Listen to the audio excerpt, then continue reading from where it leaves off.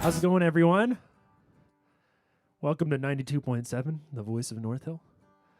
Good to see all of you again. We missed you last week because there was a thunderstorm, and there was tons of lightning and everything, and we had to call it off for safety. And there's supposed to be a thunderstorm at like 1 p.m. So we gotta do this quick, or else we're gonna run into that.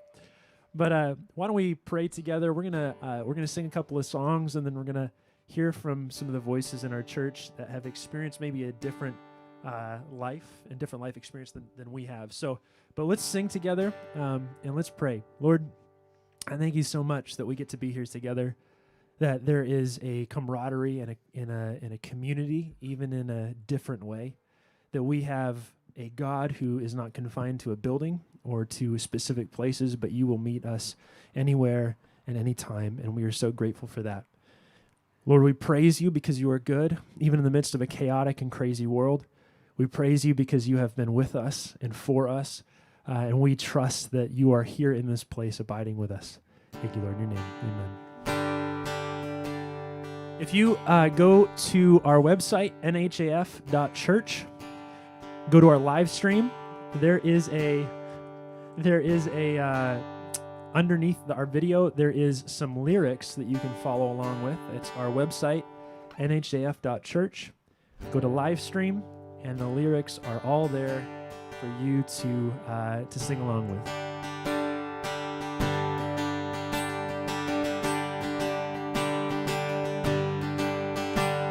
Oh, I've heard 1,000 stories of what they think you're like, but I know tender whisper of love in the dead of night, and you tell me that you're pleased and that I'm never alone.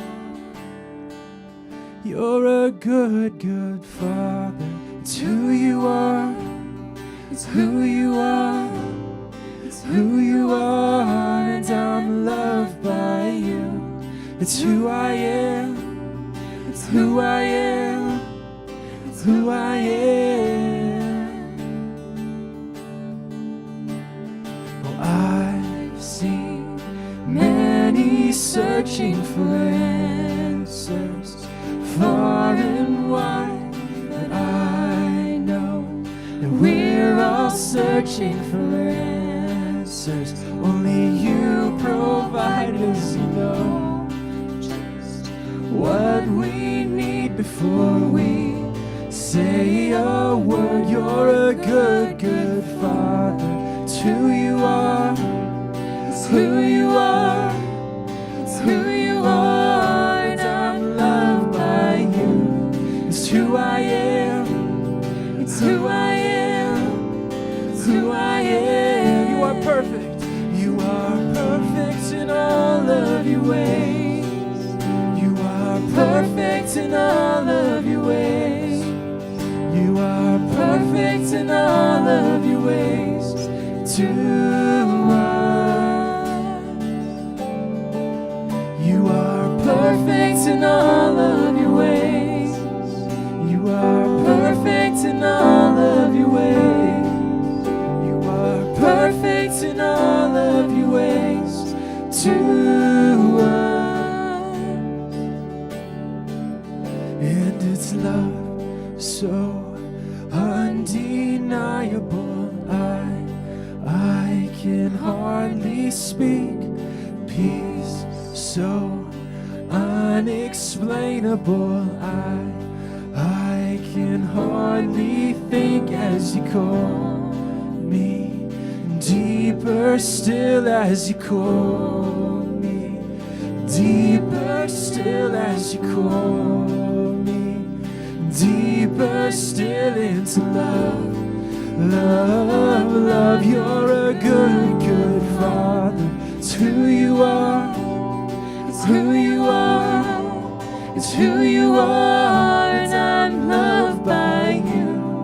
It's who I am. It's who I am. It's who I am. You're a good, good Father. It's who you are. Who you are. It's who you are, and I'm loved by you. It's who I am. It's who I am. Who I am.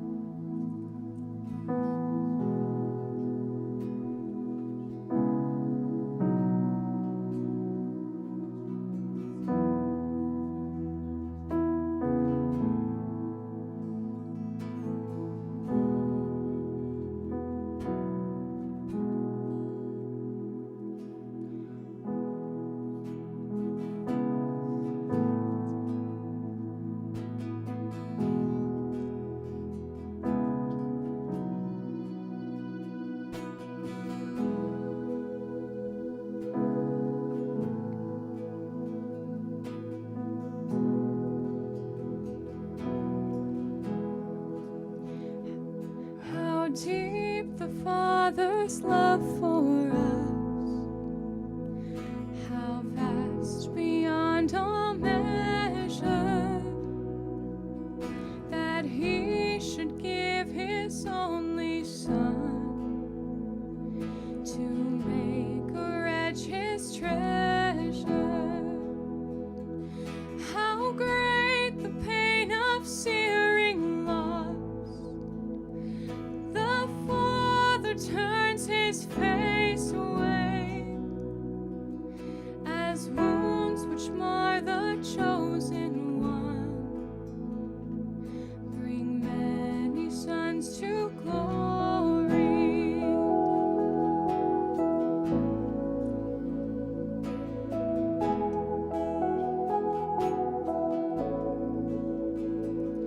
Behold the man upon a my sin upon His shoulders. Ashamed, I hear my mocking voice call out among the scoffers. It was my sin that held Him there until it was accomplished. His dying breath has brought me life. I know that it is finished.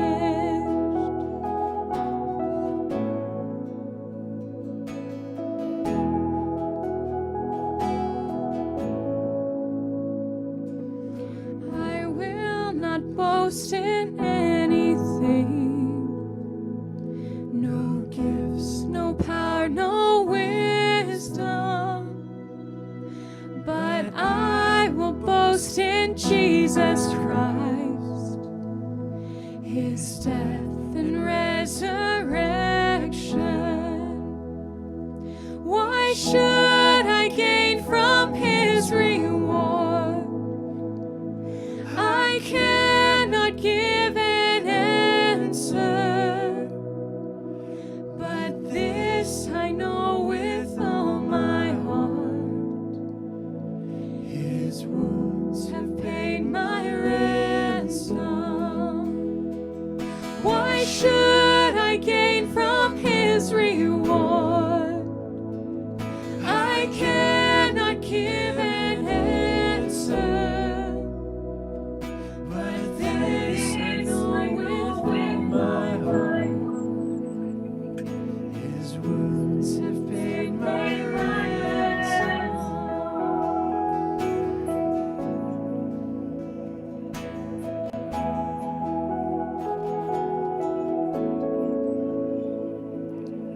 Amen.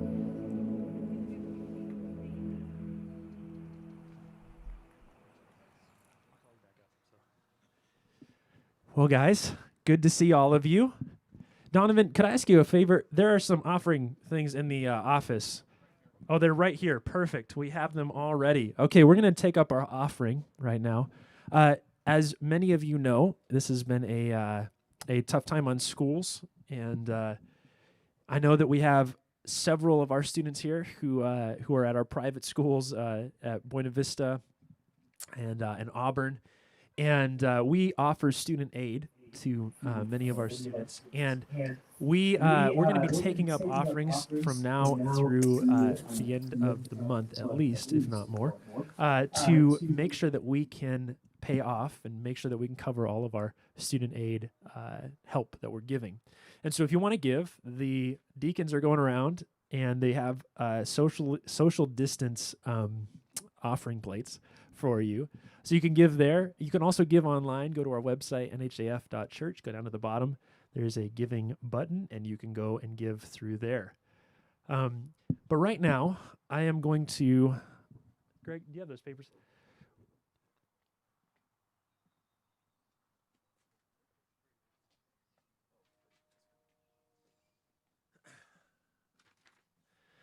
I don't know how many of you had the opportunity to watch through last week's sermon. I was intending to give a sermon, or I was going to touch on some of the tensions that have been happening in our world, and then I was going to preach the sermon in the series on mountaintops that we had been doing. But I don't know what it was. Let's call it the Holy Spirit.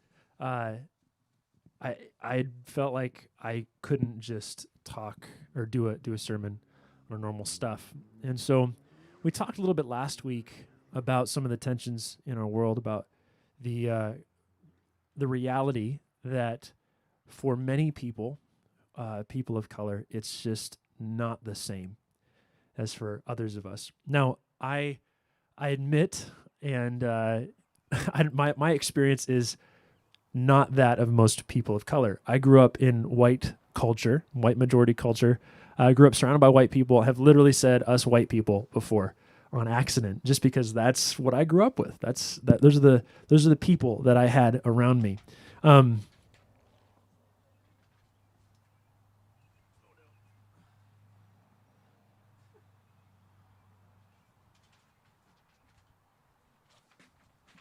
I don't have fingernails, so it's hard to pick up stuff off the ground. My family specifically, my mom is Sri Lankan. My father is white.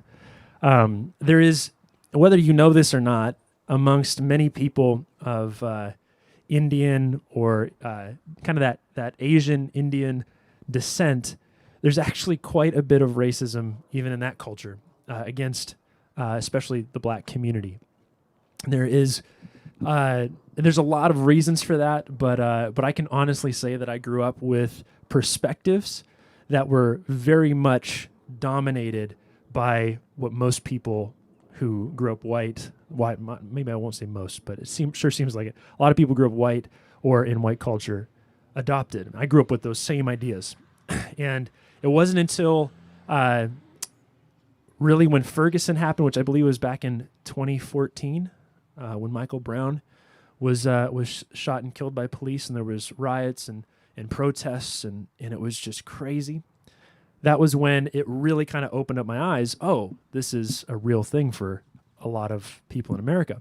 But even then, some of my perspectives, like when Colin Kaepernick started kneeling, my perspective on that was very one-sided. And until a friend of mine who is African American, who grew up in Atlanta, shared with me a completely different idea of what that all was about.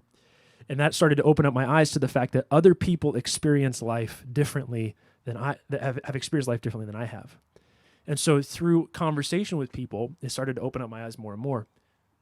I confess that even recently, there was some things that I said in the confidence of friends that were just ignorant and like just not very well articulated or thought out, and very one-sided from my perspective without listening. And the reason I share all of this is to say that I'm learning and that it's okay to learn. That many of us may feel a little bit defensive because, but I'm not racist. Okay, that's you can say that. But a lot of us have to be confronted with some realities of the way we think, things that have been taught to us, things that we have regurgitated without thinking. And we have to be confronted with those things and be made uncomfortable so that we can really learn how to love better. I'm just going to go over a couple of things. Go over a couple of things real quick. And I'm going to pray because I really believe that all of what we're going to talk about today isn't just a educational thing. This is a reality that we will fight for a long time in this country. This is a problem we will be fighting for a long time because this is ingrained in our hearts. And so I'm gonna say a few things that might make you uncomfortable today. I'm going to invite some of our church members who are part of the Black community up front, and they're going to share their stories. And it might make you uncomfortable. But here's all that I'm asking that you do, is that you approach this time with an open heart, ready to listen and to hear, not to be defensive and say, no, that's not right, or that's just a political stance, or that's whatever that is, but to really just listen to the stories of some of the people that you love who are part of this church. And so I'm going to pray. We're going to just do a quick overview of a couple things. I'm going to invite some of our friends up here. So let's pray. Lord, I know that this is a delicate topic in our country right now. But Lord, I know that you stand for what is right and what is good. And so as we attempt to, as you stand for what is right and good, to do the same thing, Lord, let us come with open hearts, willing to listen to how we may have been part of some of the problems in this world, that we might be willing to ask forgiveness, to have a soft heart softened by you, so that we would not be people who just deflect or don't listen, but that we would learn to love like you more and more and more every single day. Thank you so much for your presence here with us, and we just ask that you would be close to us in this time. Amen. I'm going to go over just a couple of things. We're going to use the word privilege. Now, again, if you listened to the sermon last week, you heard me talk about this. As soon as I say that word, I know that for many of us in this that are sitting here right now, as soon as you hear the word privilege, especially when it's attached with the word white in front of it, white privilege, it's just like, no, I'm not privileged. And that's, especially if you don't understand what it means, I can understand how you would react that way. But privilege is, in essence, if you've got a flyer today when you drove in, if you go to the back of it, you can write this in. But privilege is not having to think about something that someone else might have to think of. And so an easy way that we talked about it last week is some of us are tall. You know, I don't ever have to think about pulling out a footstool to go like grab something in our kitchen. In fact, my wife, who is just a little bit shorter, she will sometimes ask me to grab something on a top shelf or whatever it is. I never have to think about that. It's called tall privilege, right? And that's just an innocuous thing. It's really not a huge deal, but it's just I never have to think about what it might be like to be like, oh, shoot, I don't know how I'm going to get up there. For some of us here, you grew up poor. No matter what your color is, you grew up poor. And this is especially where people will say, yeah, I didn't grow up with privilege. I grew up poor. Absolutely, you did. That's awful. No one should have to grow up thinking about, well, do I have to pay for food or for rent? No one should have to grow up like that. Nobody, no human being should ever have to grow like that. And I'm sure life is difficult. It still affects you today. But here's the difference. As you're going to hear today, is that you may have grown up poor and white, but you didn't have to grow up poor and black. Meaning that you didn't experience some of the things, like I will share just a second, which just are a reality for the Black community. And so it's okay to have privilege. It doesn't make you a bad person. I'm privileged. I grew up middle class with parents who loved me. I grew up in privilege. That's totally fine. But just because I grew up that way does not mean that it was the same exact way for everyone else. And learning to listen and to have empathy is how we learn to say, okay, I get that I have a different life experience, and I didn't have to think about all of the things that you may have had to think about. Does that make sense? So I hope that you don't feel defensive if that's explained, that it's just like, hey, listen, you didn't have to think about some of the things someone else did. Okay. Now, I'm going to say this, and I am honestly disappointed that I even have to say this. But I know that before we talk with our black brothers and sisters, that if I don't say this, there's some people who just will not be able to listen or who will keep saying but. And this is what we'll say but for. Okay, I get all of that, but I don't support rioting and looting. I don't know why that keeps coming up as if everyone needs to condemn it. Looting, riot, like those things are not acceptable. We don't like those things. The majority of protesters hate those things. The vast majority of people hate those things. I don't know if I need to even harp on that more, but I know for many of us will be like, well, but they're rioting and looting. It's so much more complicated. Obviously, if you have been at all looking at news and stuff like that, it is very obvious that many people who are part of radical left organizations who are white are part of this looting and breaking wind, all these different things. If we were to get deeper into it, we could. But the reality is okay, we don't like rioting. We don't like looting. Can we just say that and leave that and then listen to our black brothers and sisters? Can we do that together? Okay. Next, politics. I don't know when fighting racism, became simply a platform of the left to some of us, but it's not. Fighting racism is fighting evil. It's not a Republican issue. It's not a Democrat issue. We don't follow Donald Trump. We don't follow Nancy Pelosi.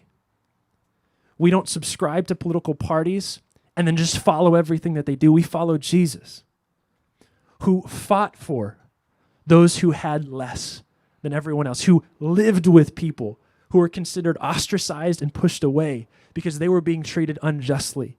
That's the Jesus we follow. So this is not a political issue. It's not. This is something that all of us across the board have to acknowledge is a reality that we have to face as Christians. We fight evil and oppression and injustice because we follow Jesus. Okay? Last one, before we ask some of our friends to come up here. One time I was playing soccer, and I broke my leg. I was in on goal. The goalie came out, didn't like the guy very much. He had like grabbed me before and like held me, and it was totally a foul. The ref didn't see it. Didn't like this guy already. I was running in on goal, and he came out and slid into me, and my foot got trapped underneath, and it broke my tibia and cracked it. And I'm sitting there on the ground. A lot of people are just kind of like, I'm there, and soccer has a bad reputation. I don't know if you've ever seen a game of soccer, but I know that Alexi does this, where you get fouled, and then you just like roll around 74 times on the ground, and you start screaming, and you call the ambulance, but then you're fine. Then you're fine. No, this one actually, I was on the ground, couldn't move. I felt some pop. I knew something was wrong, and I couldn't get up. And so a couple of guys helped me over to the side. They kept playing, and these two girls come over, and they're like, "Hey, do you need to go to the hospital?" I was like, "Yes, please." So I get to the hospital, and I'm sitting there. My ankle is obviously broken, and the doctor comes in, and he notices I'm in a lot of pain. And so he asks, "Hey, so what's hurting?" And so I point to my ankle, and I'm like, "Well, my ankle's broken. I think I need you to fix it." And obviously I'm in a lot of pain, but here was the infuriating part. He didn't even examine my ankle. He just took a look at me and said, "Well, hey, like I know that maybe your ankle's hurting, but like your whole body is important. All of you is important." And then he walked out of the room. And what was so frustrating about this is I'm sitting there like, obviously I'm in pain. And what he's saying to me is, I care about you. I care about all of you. Like your whole body. But his actions and what he did and what he said did not show at all that he actually cared about me, because there's a part of me that's hurting and he didn't address it at all. And so I just want to address half of that story was real. The last half of that was parable. Because in the same way, many of us will say, okay, I get that Black lives matter, but all lives matter. Okay, I don't know when that ever became a point of contention. All lives have always mattered. The problem is that there's a part of us that's hurting badly. It's broken. And they're saying, hey, listen, like, do you notice that this is hurting, that we're broken, that this is not right? And many of us go, yeah, but everybody matters. And when we do that, we show that we don't really care, because it's a way for us to say everybody hurts, and then we step away and allow it to keep going on. So I'm not trying to argue with the idea that all lives matter, but what I am saying is that in times like this, saying words like that is not particularly helpful to especially the Black community, because what it means is I just want to disengage from your pain and from your hurt. And so I say all of this to drive home the point that we have to listen empathetically. Listen with an open ear and say, what has your experience been, without injecting our own opinion and story into it. And so what I'm going to do right now is I'm going to ask for some of our some people to come up here. I'm going to ask Blessings and Natasha and Faith to come on up, and Bernie to come on up here.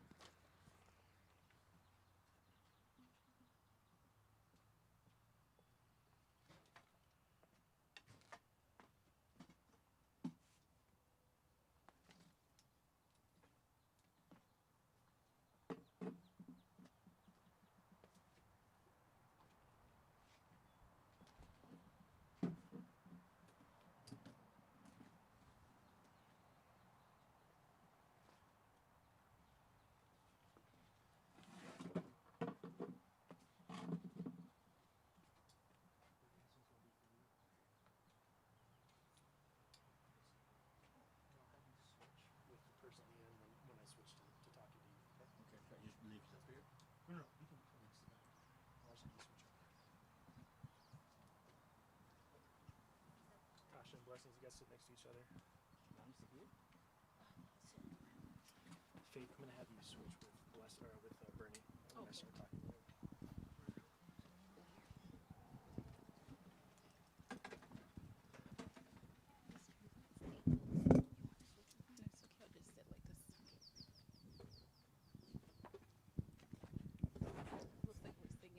Okay, guys.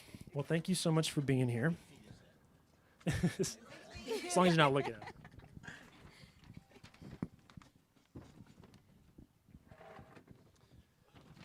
Well, I know that this has been a crazy past few weeks. What I want to do is just kind of ask you about your stories, first of all. And I'm going to start with asking Blessings and Natasha and Faith about their experiences in this world. Blessings, Natasha, and Faith, you guys are all, I think we're getting some feedback here. You guys are all close. You've kind of grown up near each other. And so I want to start with you guys. But tell me a little bit about the emotions that you have felt during this period of especially since George Floyd passed away. I'll start. For me, it was watching the video was probably one of the hardest things I've seen in my life. It brought a lot of hate, a lot of sadness. It just reminded me of the world that we live in. Like, we've made it okay where we live, like, we ignore it, but seeing it on camera and seeing the hate really brought a lot of hate in my heart, and lost sleep for like the whole week. I didn't sleep, so it was really hard. For sure, a lot of frustration. Because like you think, oh, we're past this point, but it's still an issue. Like I'm in U.S. history right now, and I'm reading about the same things that are happening right now. So I'm like, seriously, like they teach us at school, if you don't know history, you're doomed to repeat it, and we're literally repeating it right now. I'm like, come on, let's change, let's grow up. It's frustrating. Like, come on, if kids can learn about it, we can learn about it, type of thing. For me, it's brought like a sadness just because, like seeing him get murdered like that like recorded, it just made me think it could be me or my brother or my dad or my cousins, just innocently going to the store or something, and a cop looks at us sideways and then just assumes that we did something wrong, and then like even if I plead for help, like I can't breathe, I can't, like I'm losing my breath, I'm choking, like the fact that he would still keep his leg like that, just like, you know, I couldn't cry, but I could cry. Like I just had to keep thinking, like if it was me, like if it was my brother, how would that make me feel? Because that just brings a different type of sadness if you like put someone you love or you care about in George's position. It just really like what they all said, hate, anger, like why are we repeating history? It just all of that just into one little week, you can just try to get a figment of what we really been feeling. Well, tell me about a time, if you feel comfortable, tell me about a time that you have experienced what we might call overt racism, or it was something that was just so obviously racist. Yeah. I'm trying to think about which story I should tell. There's this one time I was a caregiver at the moment, and I was taking care of this 85-year-old lady. And the son was visiting at the time. He was in the living room, and I had given him space so that they can have a conversation. So I left, and I went in the back. And I heard him expressing to his mother, like, oh, are they cooking for you? Like, people who are taking care of you, do they even know how to cook? I know they probably eat from boxes. And that to me, really, I'm a person who speaks up. So I went to him and I asked him, like, why would you say something like that? Because it's not okay. Yeah. And it just adds to the many experiences. That is just one of them. Well, I'm going to ask you about one more. So just before we get into this, and I forgot to do this earlier, but I've spoken with everyone here, and their stories they're gonna hurt. Some of the stuff that they're gonna express, you're gonna hear things that will make you uncomfortable. You may hear words that make you uncomfortable. For parents, I understand that we have kids here, but you're gonna hear some of the real experiences that people have gone through, and so just to warn you that you will maybe hear some things that make you uncomfortable. Hey, do you want to share about the experience in school that you had being African? Oh, yeah.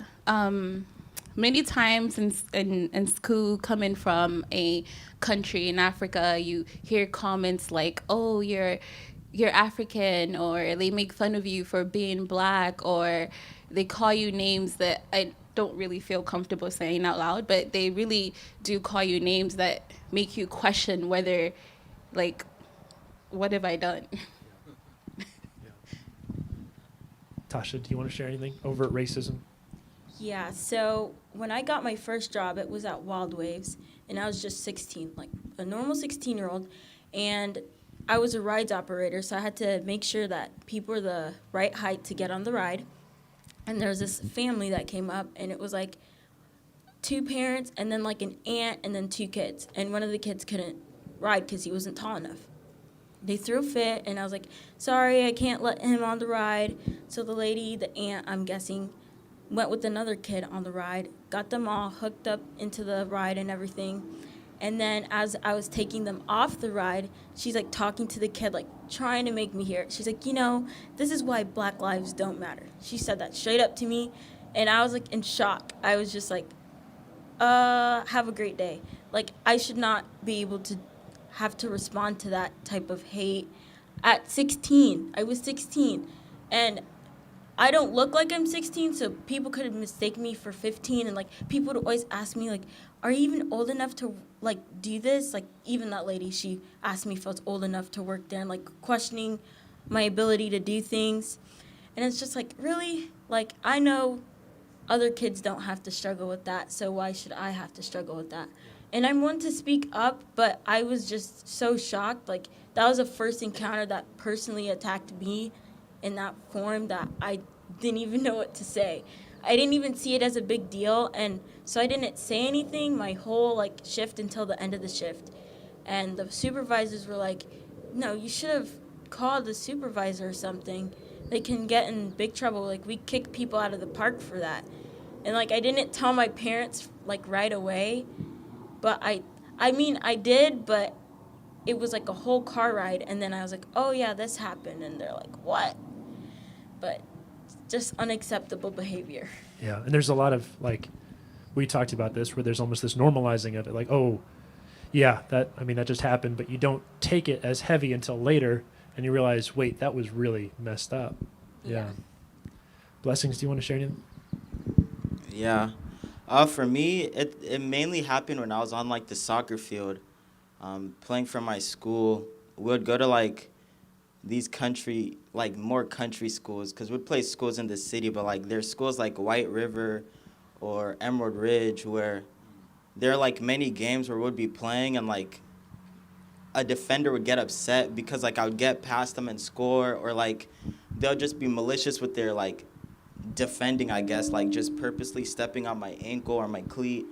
And so, like, I was trying to do the math, but I'm pretty sure I could bring it down to, like, at least 2 games my high school career that I'd get called the N-word. But, like, to me, there's 2 different ways of the N-word. There's the one where you end it with the A. It's more, like, friendly, you can say, but then there's the racist one that ends with the ER. And, like, these kids, like, 16, 17, 18, would just call me that. Like, you're only playing, they'll get upset, outscore. They'd be like, it's just because he's I'm not trying to say the word because we have kids, but I'm pretty sure we all understand what I'm trying to say. And so it got bad, and so I would, like, tell the referee, I'd be like, ref, he's saying this word, and I don't feel comfortable with it. And I remember there's this one ref, feels like, you're just being soft, like, it ain't that big of a deal.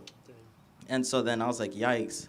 And then later on in the game, like, this same kid that called me that word, like, fouled me in the penalty box. So obviously it's supposed to be a penalty kick. And the type of foul he came in, like, we're wearing cleats, you know, cleats have the metal things at the bottom, and he came in like this, trying to, like, hit me in the chest and that. And I was just like, yeah, I'll take it to the shoulder, but that still shouldn't be happening. And then I was like, ref, like, you know, as Pastor Jesse said, he was like, oh, like, rolling in pain. I was like, ref, like, did you not see that? He's like, nah, get up, play on. You're just being soft. And I was just like, you know, that just outrageously racist to me. Yeah. Yeah. Now, those are first of all just experiences of what we call overt racism, where there's something so obvious that it's like, okay, we could all admit that's really messed up. But there's also what we might call subtle racism, which in essence is there's these things where it's like maybe even the person isn't intending to be racist, but they say things that are.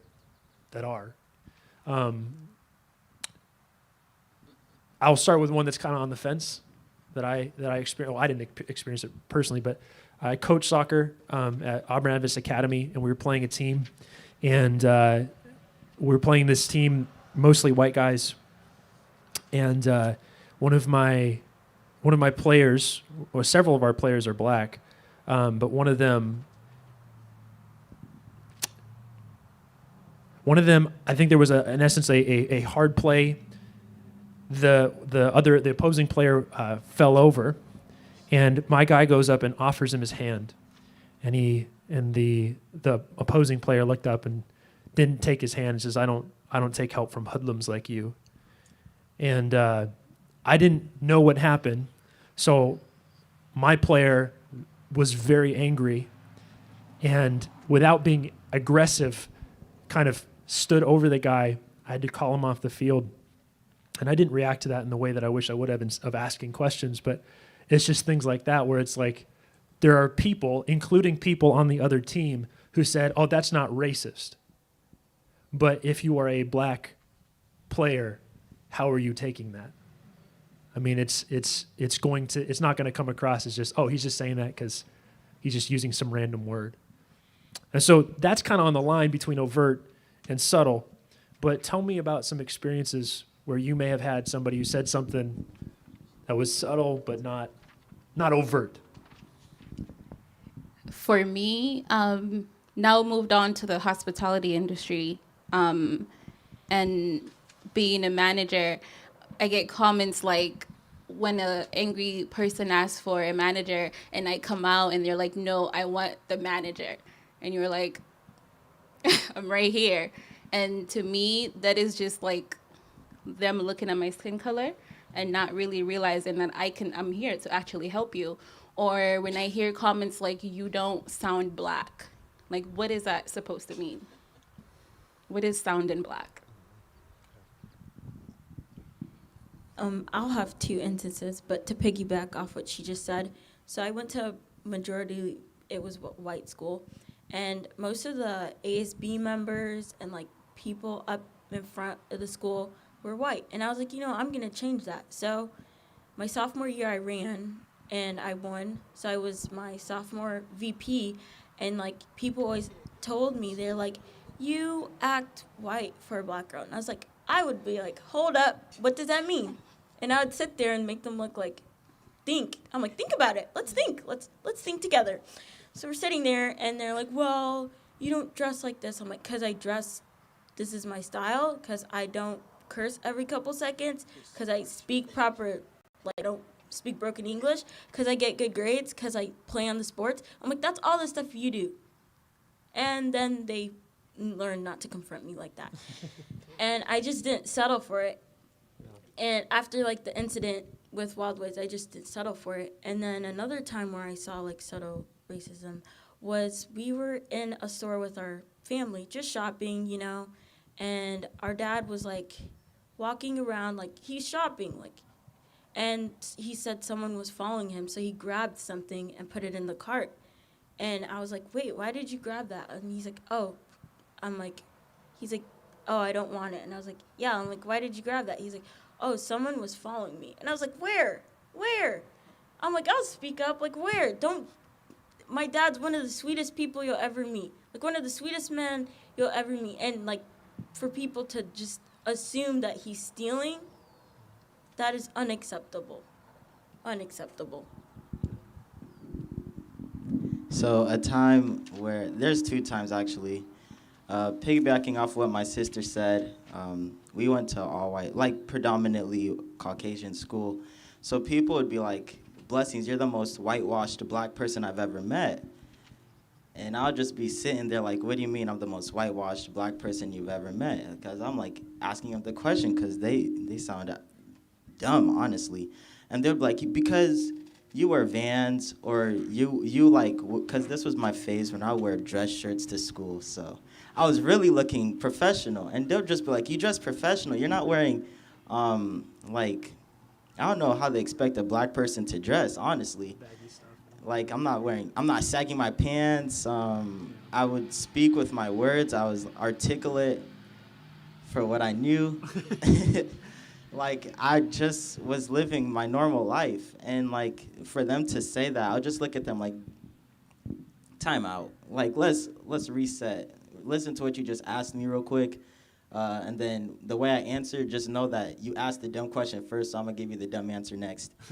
And so that was one time. But a time, like, more recently, it was, like, I think 2 months ago, actually, or a month ago, 2 months ago. We had just visited my cousin's house, and we were dressed up, not like church dressed up, but, like, still, like, jeans, nice clothes. And we went to go get pizza from Mod Pizza. And we had ordered our pizza and everything. We were walking back to my car. And this Caucasian man is walking in, and we were walking out. And I don't know, if you see me and my brother standing by each other, Chisomo was taller than me now. So he looked at Chisomo first, and then he looked at me. And then he turned around, like, I kid you not, turned around looking at us dead in the eyes and locked his car. But like, you know when you lock your car, but then you keep clicking the clicker so we hear the clink, clink, clink, clink, clink, clink, clink. And we were, like, my sister was just in shock. She was just like, I know he didn't. But my brother, he's like outspoken. He's like, the dude had already walked in, but he was like, yeah, I'm definitely going to steal your car as we're walking to our car. Because, like, honestly, like, think about it. If you know the three of us, we're like some of the nicest people you'll ever meet. Yes, There is you are. no way we're stealing your car. And for him to just, like, to his car, I was just like, yeah, you're out of pocket for that. Do you want to, when you were a kid, the tag instance? Oh, all right. There's one other time. I was at an Adventist school. I'm sorry to say it, but I was at an Adventist school in Michigan, and there's this game called foot tag. I'm pretty sure the kids know what foot tag is. It's basically tag where you stomp on each other's feet. Pretty self-explanatory. And so we were playing foot tag, and I was it. And I saw this girl, her foot was wide open in the open. I was like, yeah, you're definitely it now. So I went and just tapped on her foot. And, you know, she was wearing boots, so I knew I could go a little excessively. So I went a little excessively, and then, like, she instantly like tagged another one of my friends, but my teacher immediately, like, she grabbed me and was like, blessings, why are you doing that? She was all up in my grill, like, she was all up in my face. She was like, why are you doing that? That is not how you behave. And my American friend, Caucasian friend, he's like stomped even 10 times harder. Like, he wound it up, jumped, and then hit her foot. But mine was just like a little kick. And he didn't get in trouble for it. Come report card time, they gave us the progress report, which we had to take home to our parents. And at the bottom of mine, it showed this student has been showing excessive signs of aggression. And I had to take that home to my dad, and I was just like, wait, let me do the math real quick. So I went to my friend and looked at his report card, and he got nothing. I got in trouble. I had to walk the Grizzly walk for the whole recess, which means I didn't get to play with my friends, but he got to go play. I had to formally apologize to the girl, but the dude didn't have to apologize to the girl.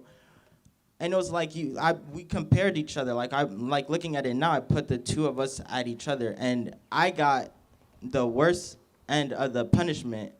On my report card, my dad was upset because he's like, we don't want you to be aggressive, but I did it softer. Well, and there's a real thing that begins to happen where or not begins, it's been happening for a long time, where unfortunately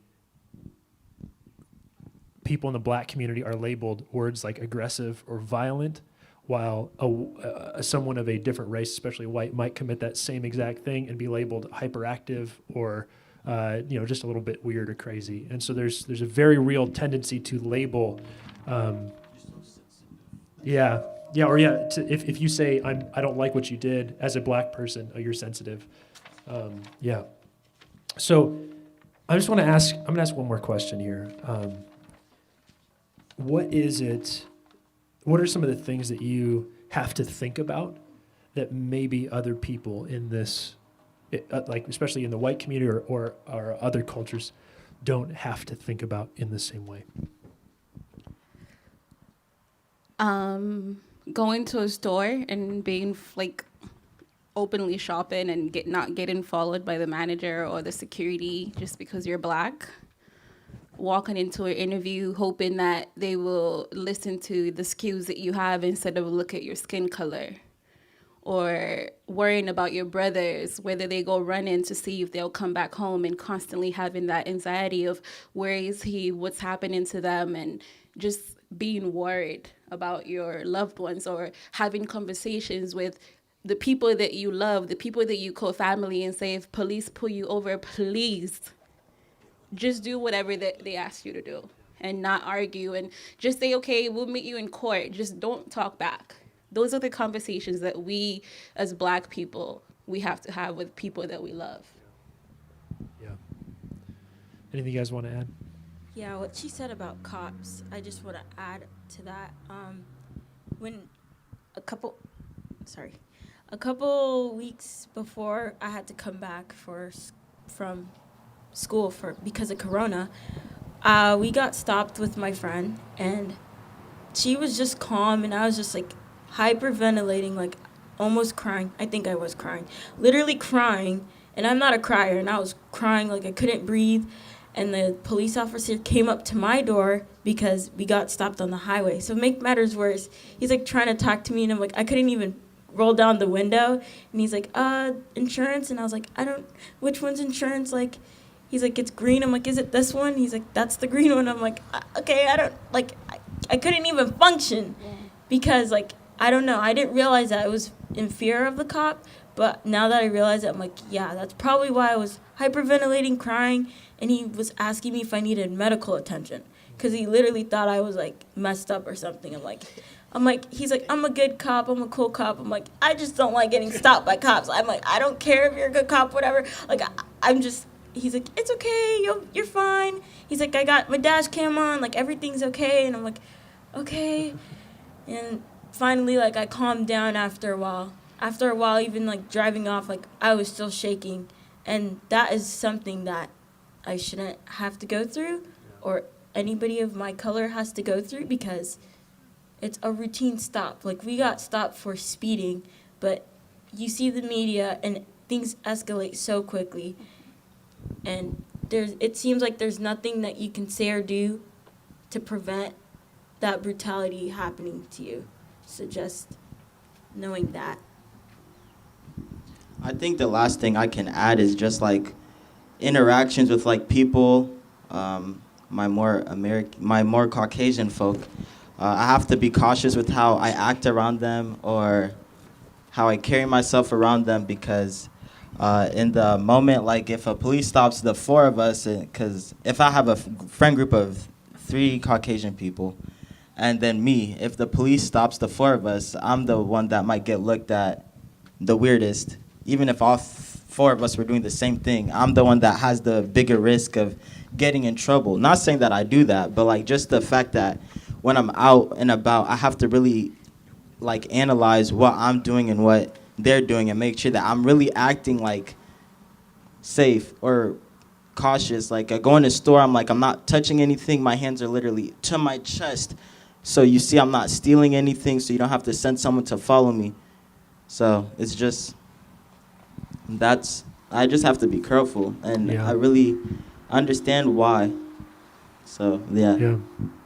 Now, just to share something you'd said to me, Faith, that sometimes when you have friends that are going out, you will stay up until they're back home safe. Your dad would often stay up until everyone was at home. My dad doesn't sleep until he hears from every single one of us. Yeah. Whether we're home or not. Yeah. Like, he's constantly, are you guys okay?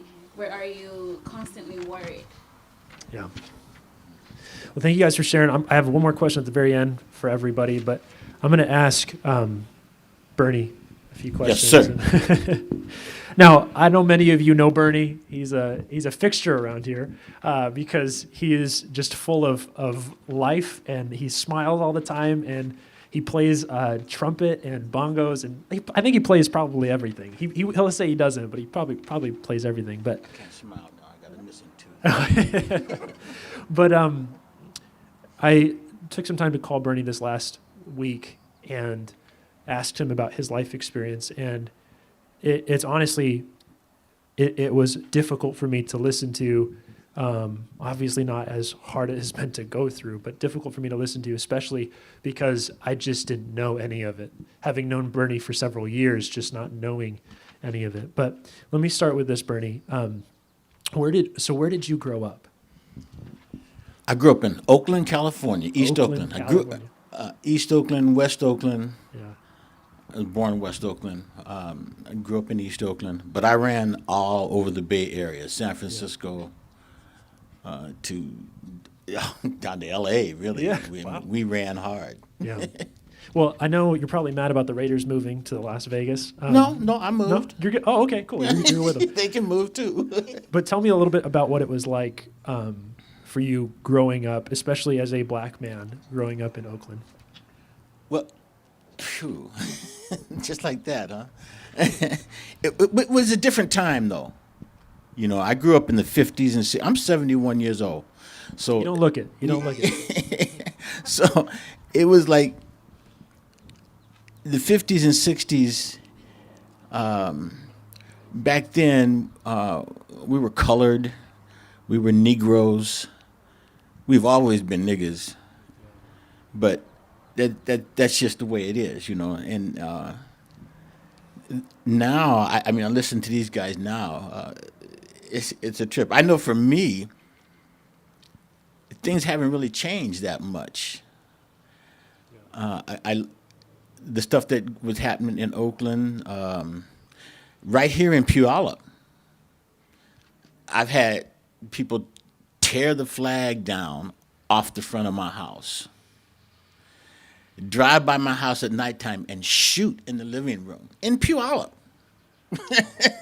You didn't tell me that. No, but you know, before we go any further here, I want folks to know, I do not hate cops. I do not hate white people. Without good white cops, without good white people, all black people would be dead. So my best friend. No, I'm doing it. My best friend is white. But No, and I'm glad you said that because it's a lot of the stuff that that we're experiencing right now without any acknowledgement of the fact that there are good people. We end up just kind of seeing this bleakness, but at the same time, you have experienced some horrible things. And so let me ask you a little bit. Was we had talked. There have been a few experiences where you've experienced pretty overt, blatant.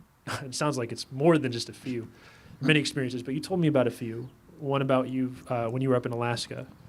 Do you want to? oh wow, I wasn't gonna bring that one up even. I was working on a processing ship up in Alaska.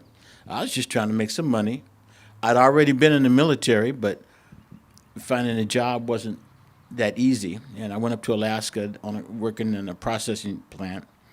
And my very first night on the ship, it was 4, 5, 6 white guys came into my little room and asked me, nigga, what are you doing here? You know, and so you learn how to, you know, you can be bad, you can be bad as you want, but when you got 6 dudes standing there, you become very humble. You know, it's like, so you want to hit me, don't you? They were drunk. They were drunk. So you have to let that go. They were drunk. You want to hit me, don't you? And all I could say was, oh no, I wouldn't dare, you know. But that was my first night up there, and it was like, I won't keep saying that word. I'll just say the N word. Maybe folks feel better with that. But there's the ER and the A. They were like ER. Okay, ER, you don't belong here. And but I'm here. You're going to have to deal with it, you know. So. Now, you were in the military. You told me, I don't know if you want to share the story, but there was a time where you were having a party off base. I don't know if you want to talk about that one, but my roommate, it was his birthday, and so we decided to have. I was in Upper Michigan, Marquette, Michigan. Woo woo woo.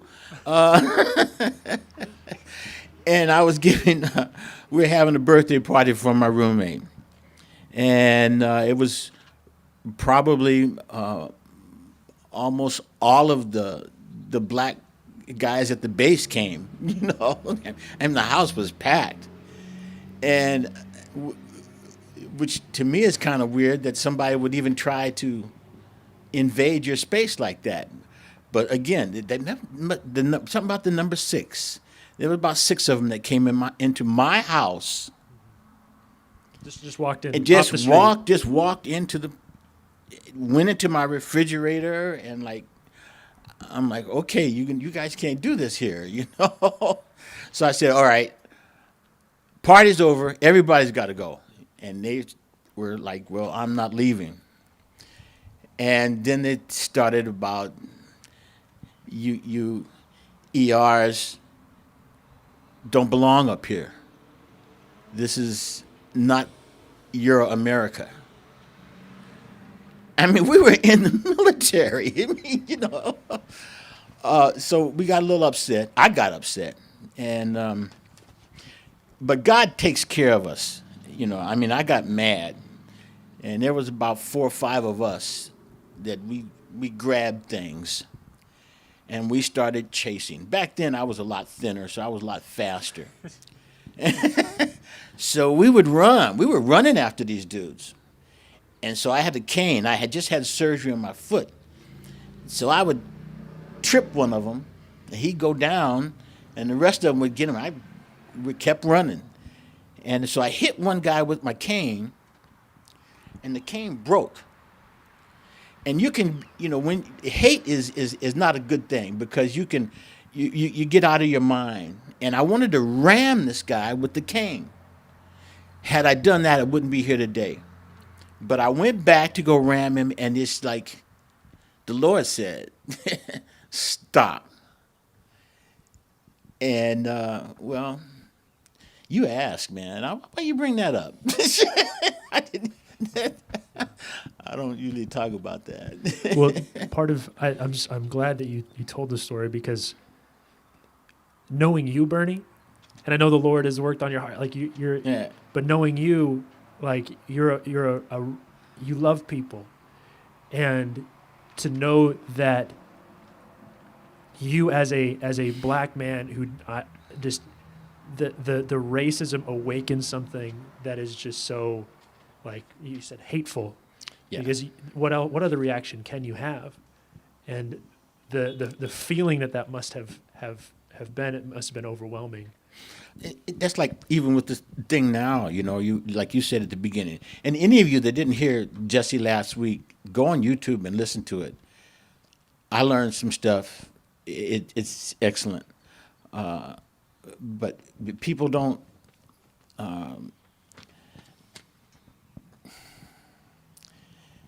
We want to. That who was that? Rodney King used to say, "Why can't we all get along?" None of us like this whole violence thing that's going on. It's not good for anybody, But at the same time, understand, Martin Luther King was peaceful. He did. So there's a lot of people. Jesus Christ was peaceful. They killed him. So sometimes people stand up and say enough is enough, and things have changed. I guess it's just but we're in a different time. So things have changed, but a lot of it has remained the same. We didn't grow up thinking that police officers were our friend and that they're here to protect us. We grew up knowing that you had to protect yourself from the police. So you had to act a certain way. Not act a certain way and the police will protect you. It was like you act a certain way and the police won't hurt you. It's a different way of looking at it, So. That just hurt to hear. Just to think that is your attitude towards people who ought to, rightly so, that's your attitude towards people who have sworn in words to protect people, that you feel you would have to protect yourself against those people. And I know you've said this, and I know we have a couple of police officers who have either go to or have gone to this church who I have gone on ride-alongs with, and they're good guys who seek to love people. But you only have to have one experience with a cop who doesn't have those ideals. But I know for you it was more than one cop. Do you want to? You could share some of those experiences. My girlfriend from high school was the first black police officer, first female black No way. police officer in Oakland. And I was playing in a nightclub, and we took a break, going to get something to eat, and we were probably like 6 deep in the car. And so there wasn't girlfriend. There were some girls that were friends of mine that I went to high school, and they were working on the street, working. They were working. And so we were letting down the window, hey, what's happening? What's going on, Well, the cops pulled us over and said that we were soliciting favors from friends. So they asked for everybody's ID, and we gave them the ID. And I mean, I had on this back then, this black outfit with gold, with the silver shingling stuff. I mean, obviously, I wasn't just running around the street, but they got everybody's ID, and they came back and said, "Okay, Mr. Osborne, would you step out of the car?" I knew it was on. I didn't know what was going on, but I knew that it was going to end well.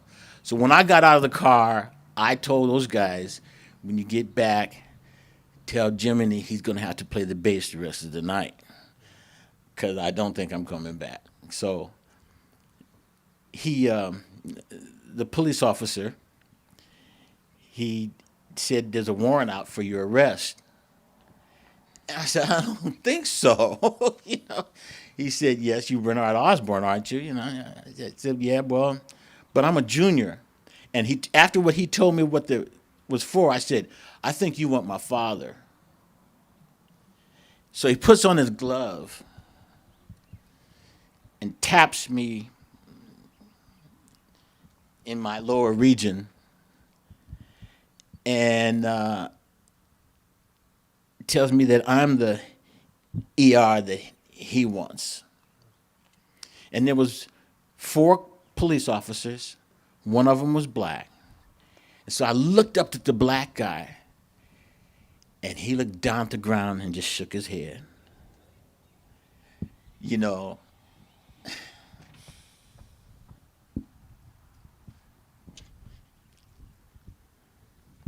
That's the way it goes. So I went to jail that night. But the woman who I said with my girlfriend in high school, who was a police officer, found out I was there. And so she called my then girlfriend and told her to come bail me out. So I got out the next morning. And there was an internal investigation, though. So they investigated and found out that the police were totally within their rights to do what they did. So, yeah. Man, you hadn't told me about the black cop that was there with him. Man, to hit on what you just said at the very end there, that there was an internal investigation, and I think that's what a lot of us don't understand who haven't gone through what you've gone through, that there is a level of accountability that police have not had traditionally, that even if something is done wrong to you and you maybe don't end up with a sentence or anything like that, that there isn't some sort of justice that happens on the other side of that, which is what the police did was wrong, and it's stated by the police, and it's acknowledged. And I think that there's some level of that I hope a lot of us understand, that when it feels like there's no one fighting for your rights, for your justice, that there's no one who's saying what we did is wrong and you're vindicated, that there's some level of helplessness that just begins to permeate a community because there is no hope of ever being cared for, it can feel like. But that's when we lose sight, because Yeah. Jesus Christ is always fighting for it. He said he'll Exactly. never leave us. Yeah. So even when you're down and you think it's all just can't get any worse, know that you're not out here doing God's work alone. He said, "I'm with you." Yeah. So, yeah. And absolutely. And I think, and what I hear you not saying, and I just want to say this, is that there are some people who have said in this time, well, there were some people who directed these thoughts towards a pastor friend of mine who said, I don't like that you're taking political stances. We just need to focus on Jesus. And what you're saying is that Jesus is a help to you when he's always there, but he's a help to you when you are down and out and oppressed. But what that is not is an excuse for the rest of us to just say, oh, let's just focus on Jesus and sing some songs and listen to some sermons and act like everything is okay. Like that's not the time, especially for those of us who might be complicit and silent when it comes to some of these things that are oppressive to other people. And George, the brother that got killed here, I'm not saying that he was a good guy. I don't know him, so but the injustice wasn't right. Whether no matter what color he was, but it just so happened that at this point that he was black. Now, I want to ask you all one more question. Obviously, we have just touched the surface of, I know, your story, Bernie, and yours as well, of your experiences as Black Americans in America. But I want to ask you one more question, which is, in essence, what is the most important thing that you'd hope, and this is for everyone, that you'd hope anybody who's not from your community would understand about your experiences as a community? That there is an issue, and it's not too late to change, because I believe that people can change, and I like seeing the best in people. So if I come across someone, I'm like, oh, they're a good person, until they give me a reason not to believe that. So that there's change, and it starts now. It starts with us. It starts with educating ourselves and educating our kids, and knowing that there's privilege and to use that privilege for good.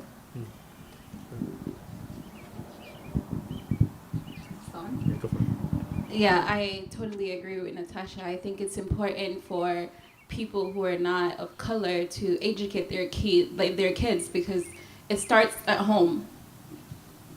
Yeah. Just have that conversation with your kids and let them know what's happening, so when they go out in the world, they make a difference. And this here, us talking about it, is a start, and it gives me hope knowing that we're headed to something. It gives me hope knowing that this is a different time. It's a different time when we have more white people speaking up that Black Lives Matter than Black people. Yeah. That gives me hope. And it's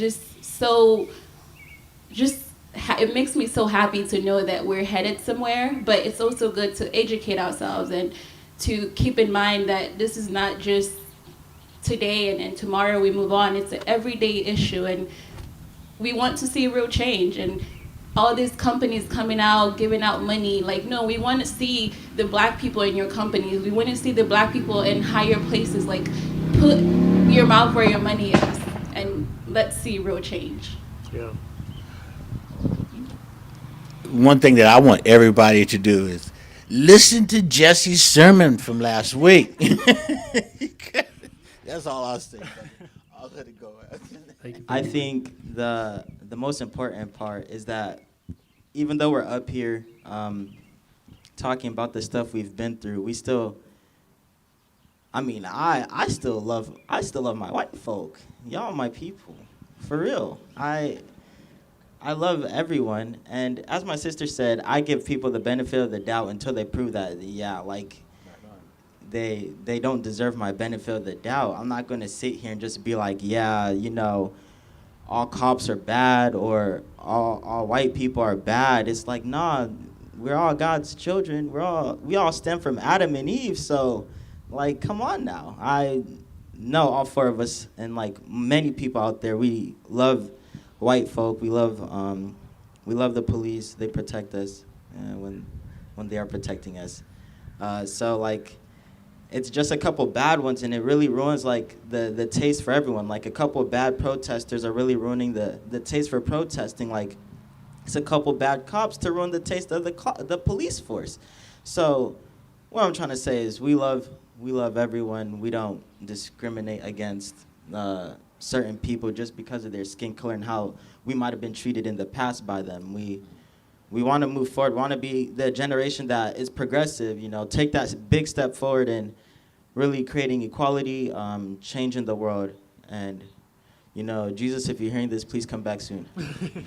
And Black lives do matter. Yeah. Lives matter. Amen.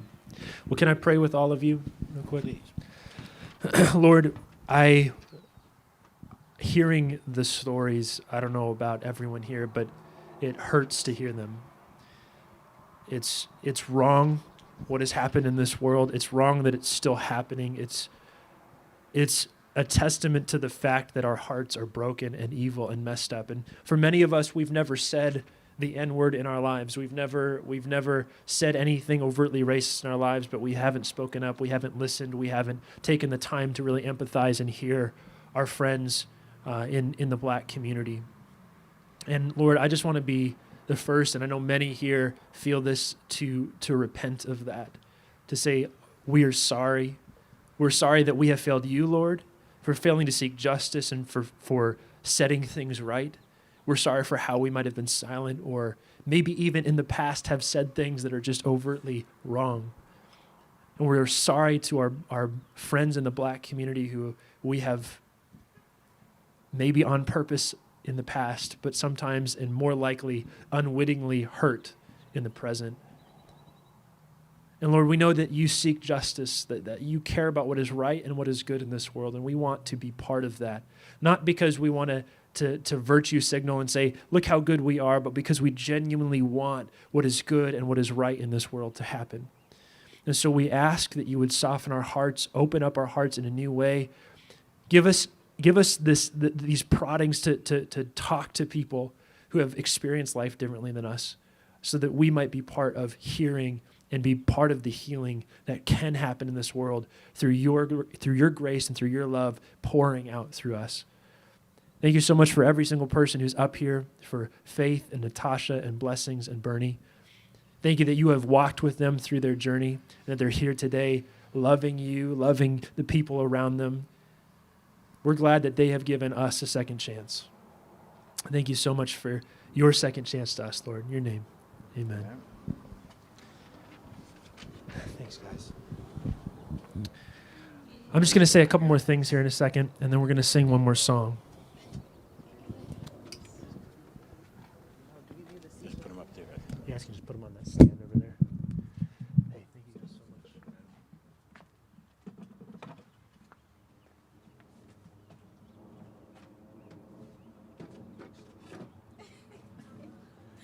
I'm going to invite the music team up here.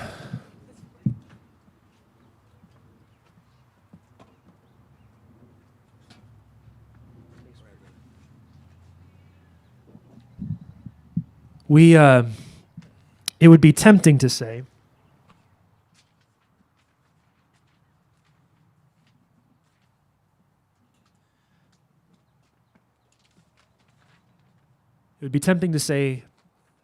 in some circumstances, and Bernie had said this, that there was a different world just a few decades ago.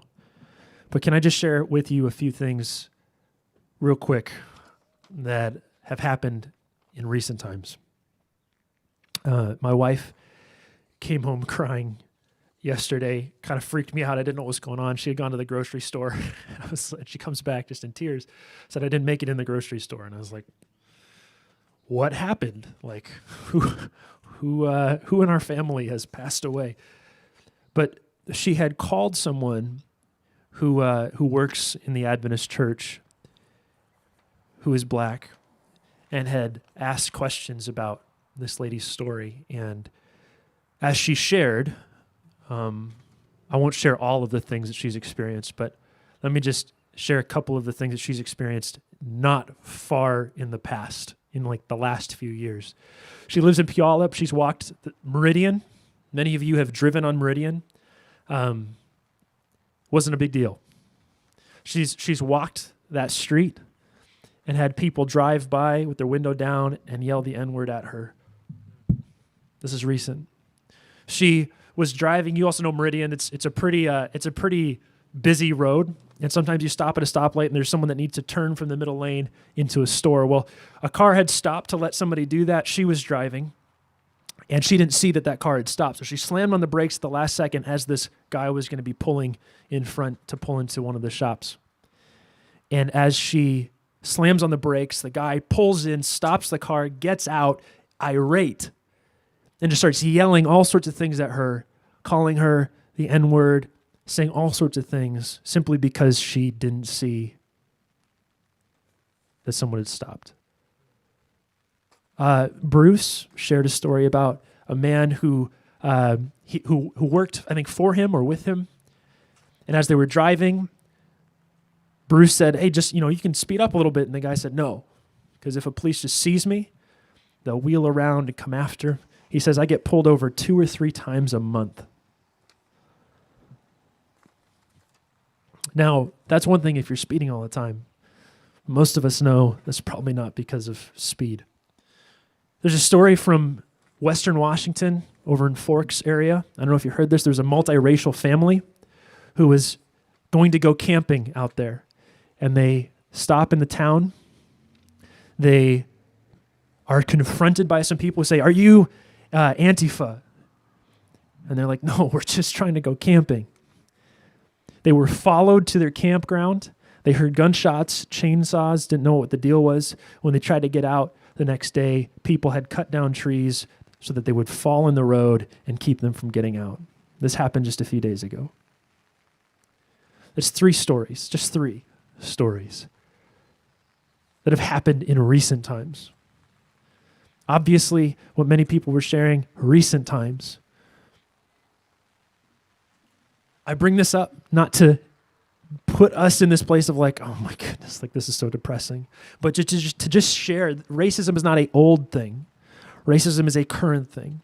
And for us as Christians, we have the opportunity now to be people who will open up our ears and begin to listen to those who have had a different experience than us. On the back of your flyer, there's a list of things that are they're not even about like dealing with racism. They're just about loving well, about how you can learn to listen to what people have to say, to just their stories. And I hope that hearing Bernie and Natasha and Faith and Blessings today has just opened up your ears and your mind to say, oh, wait, maybe I don't know everything about this community. Maybe if I listened more, I might find out some stuff that shocks me. And so before our canopy blows away, we're going to sing a song. It's about the amazing grace of God because he is so good to us. But here is what I hope you walk away with as we sing this, that you have a second chance. You are not a bad person because you have been silent. You're not a bad person because you have privilege. You're not a bad person because you've messed up in the past. In fact, you will probably mess up again in the context of accidentally saying something that's just ignorant. That's okay. But all I'm calling you to is to step forward and say, I'm going to be brave enough to begin to learn what it's like for others, just as Jesus took the time to know my life inside and out. And so we're going to sing a song together. Lindsay, take it away. Go for it, Matt.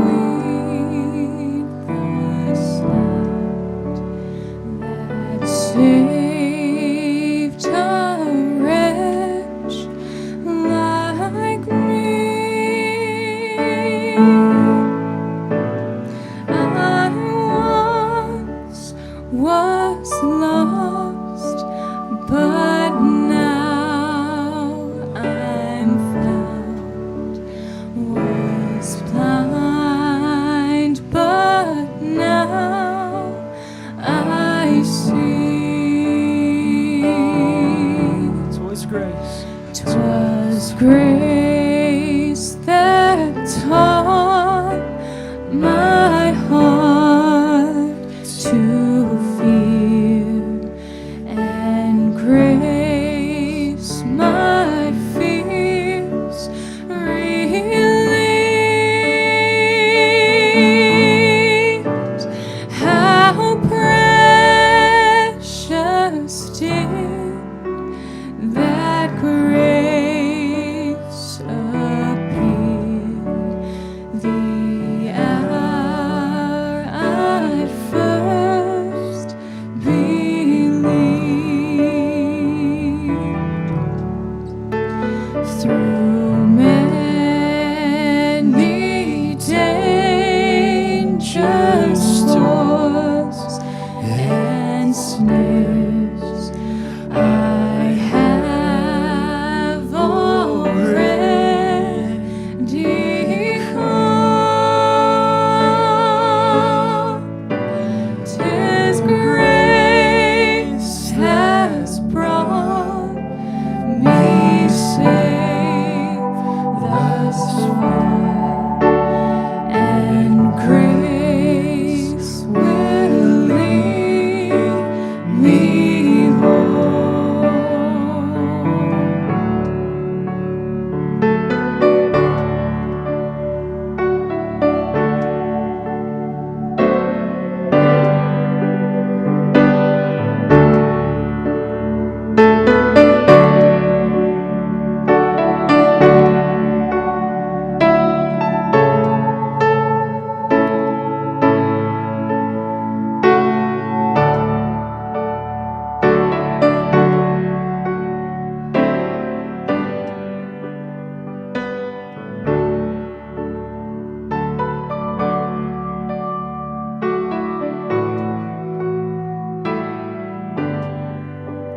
When we've been there 10,000 years, When we've been there 10,000 years, bright shining as the sun, we've known less days to sing God's praise than when we first begun. sing Amazing Grace one more time. Amazing grace, how sweet the sound that saved a wretch like me. I once was lost, but now I'm found. Was blind, but now I see. Lord, many of us have been blind. We want to see. And I pray that you open up our eyes, that you would move us in the direction of empathy and kindness and grace. Lord, we want to be people who love like you. And Lord, so let us love without political affiliation, without glasses that see people as different and weird and unworthy of our kindness and love simply because they're different. Lord, let us be people who are willing to do the work of looking inside and asking how maybe things that we were taught or things that we never wished we would have picked up from other people in our lives have come out and hurt the people around us. But Lord, let us remember that you are the one who brings us all together. That in you there is neither Jew nor Greek. That doesn't mean that we're not different. It just means that we are fully accepted and loved and cared for in your presence. And that love is what can bring us together as a community. I praise you for this community here at North Hill, a diverse group of people that have learned to love each other. But Lord, even in that, we have sometimes messed up. Maybe we don't see our blind spots. Sometimes we're posting stuff on social media without first having listened to those around us who might have a different perspective. But Lord, let us love so well that when people look at a community like North Hill and thousands of churches all over the place, that they would say, man, those people know how to love. Thank you so much for being here with us. As we walk away, maybe we feel uncomfortable, maybe we feel some pain, maybe we feel like we're a little bit defensive, but Lord, as we drive away from this place, let there be this sense of peace, knowing that we can face all of the stuff that's inside of us because we have you, and then we can ask for forgiveness from people or from you for the things that we may have done intentionally and unintentionally, and that we can move forward to justice and reconciliation together with you. Thank you, Lord, for everything. In your name, amen. Thank you all for coming, for being part of this conversation. Like I said, I know maybe it's made you uncomfortable, but I hope that you walk away from this understanding a little bit more. And I hope that you begin to call or talk to some of your friends who may have experienced things differently than you. Here's all I ask. Please don't inundate Bernie or Faith or Blessings or Natasha. Just don't just focus on them. I don't want them to have to explain their stories 80 different times. But I encourage you to find somebody that you may not have asked those questions of before, and to ask them what it's been like for them, and do it with Jesus in your heart. Thanks, everyone, and we will see you next week.